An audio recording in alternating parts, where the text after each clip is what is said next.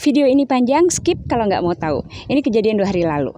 Pagi itu saya ada jadwal kontrol gigi untuk keempat kalinya. Nah, setelah Teh Anis, my personal assistant, mengirimkan jadwal harian, saya pun bersiap. Namun sebelum beranjak dari tempat tidur, saya tiba teringat 3 kali kontrol pulangnya sekitar jam 11-an. Perjalanannya padat, antrian lumayan panjang, dan pelayanan suster dan dokter giginya standar. Lalu saya kepikiran, kenapa saya nggak lakukan sesuatu yang menjadi salah satu ikhtiar untuk mendapatkan apa yang saya inginkan. Nah, walaupun selama 3 kali kontrol itu nggak ada drama, saya tetap menjalani semuanya dengan riang gembira, hati senang. Tapi kan lebih asik ya kalau semuanya seperti yang kita inginkan. Fast forward, setelah saya berdoa dan melakukan sesuatu itu, saya pun bersiap-siap pergi. Tahu nggak apa yang terjadi? Perjalanan pulang pergi saya lancar jaya. Saya pergi pukul 7.30 dan sudah kembali tiba di rumah pukul 9.40.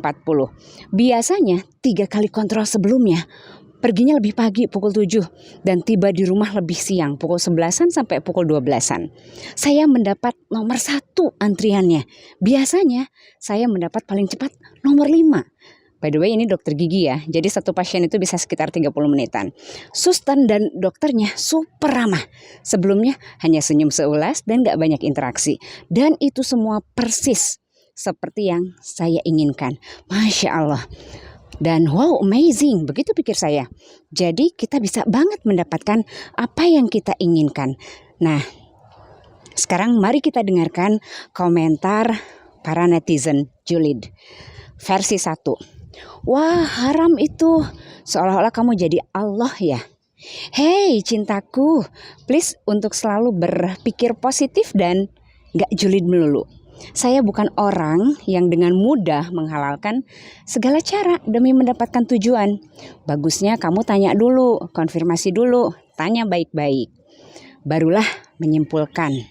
Saya pastikan sesuatu yang saya lakukan itu tidak bertentangan dengan keyakinan agama dan agama yang saya anut ya. Tidak bertentangan juga dengan norma hukum dan norma sosial. Versi 2. Itu mah kebetulan aja. Emang lagi hoki aja kali.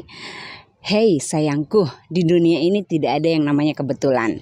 Ada hal-hal yang memang tidak bisa kita ubah, seperti takdir, termasuk hari lahir dan hari wafat. Tapi ada juga hal-hal yang bisa kita ubah kalau kita mau mengubahnya.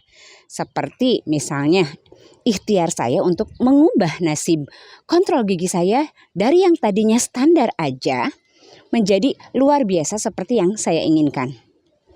Versi 3. Emangnya kamu Tuhan? Atau jangan-jangan kamu dukun? Sok-sok banget bisa membuat apa yang diinginkan. Hei matahariku, yang saya lakukan ini adalah berdoa dan melakukan sesuatu. Nah, sesuatu ini tidak melanggar norma apapun, termasuk agama yang saya yakini. Intinya sebetulnya berdoa juga sih. Karena apapun yang ada di pikiran kita, yang keluar dari mulut kita itu adalah doa.